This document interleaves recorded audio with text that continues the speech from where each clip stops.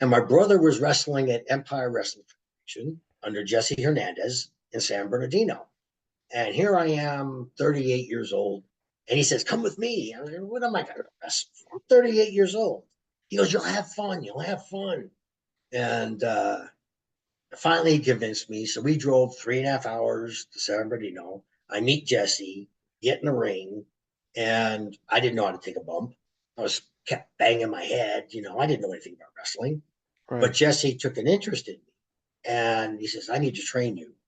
Come back.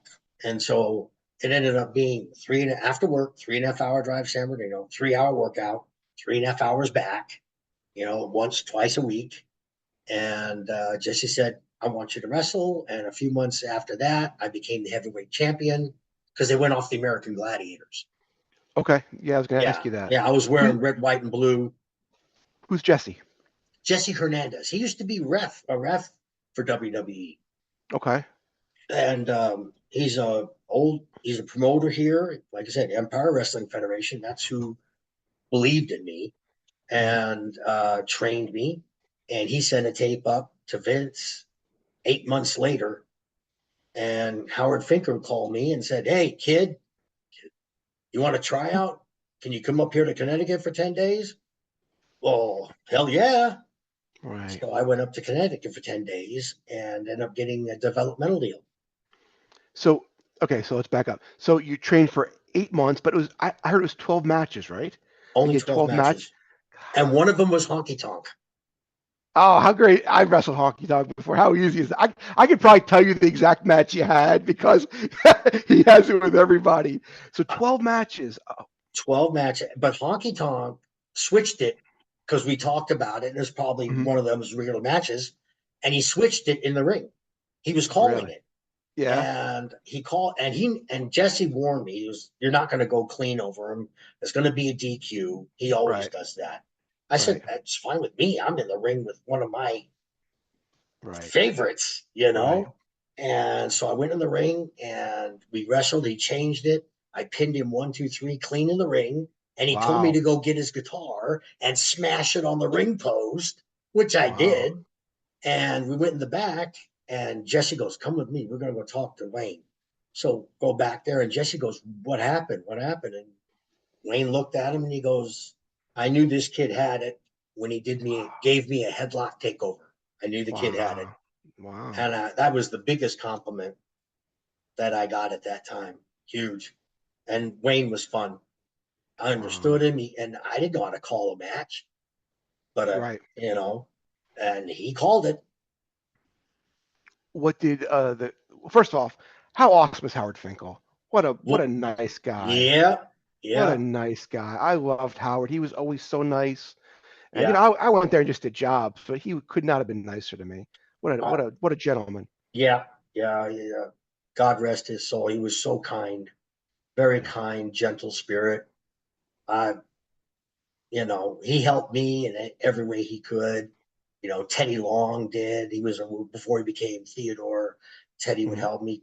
In fact, when I was under contract doing dark matches, when we go to Louisville, Teddy was talking to me in the ring too. All right, do this. All right, do that. Nice. And everybody was so nice, Yeah. And and like I said, I mean, I know you're going to get to it, but Danny's core guys, his 5 guys. If it wasn't for them, I wouldn't have made it. Right. And they were unselfish, but I also treated them with respect. And I've always had the impression, you have one mouth and 2 ears. And that's God telling us you listen twice as much as you talk. That's great. I'm going to use that. So that's great. That's what I listened to. Nick, Rob Conway, Flash Flanagan, Doug Basham, Danny Basham. Flash.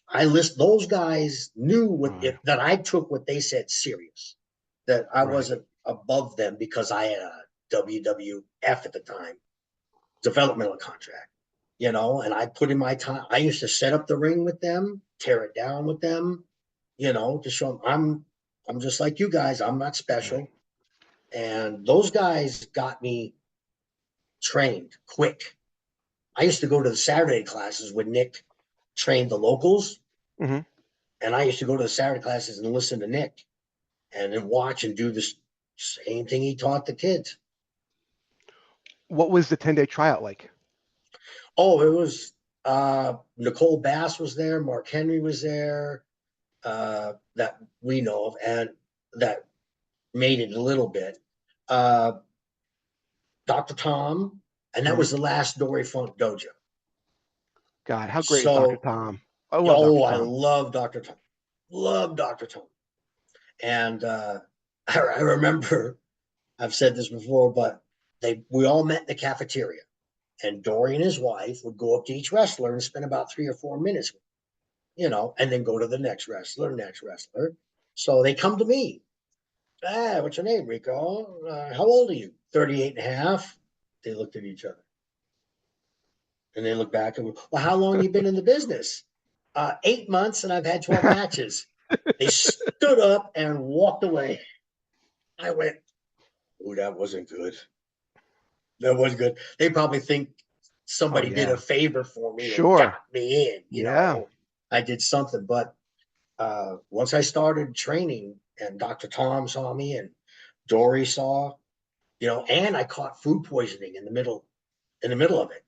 I Oh. was pooping like you wouldn't believe, but I'd run to the bathroom, take care of business, clean up, come running back out and work, time out, run back to the bathroom, Wow. clean up, come back. And I didn't miss a day of practice. And then the last two events, the eight and ninth day, we were in Killer Kowalski's territory, Okay. and we had Sure. to do, at the armories. So Hmm. the first night it was Mark Henry with Jim Cornette against me, Okay. and he goes, "We don't want to hit you with this racket."